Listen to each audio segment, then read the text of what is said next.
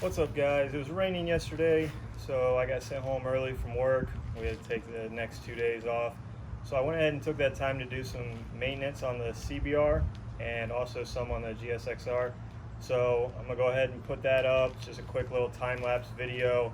I recently got the Creative Cloud through Premiere Pro, and I'm trying to learn how to use that, doing the editing and stuff. So this is a good chance to do that. I'm gonna post a quick little video, and we'll have some more stuff coming out this weekend. Don't forget to like the video, subscribe to the channel if you haven't already, and I hope you enjoy.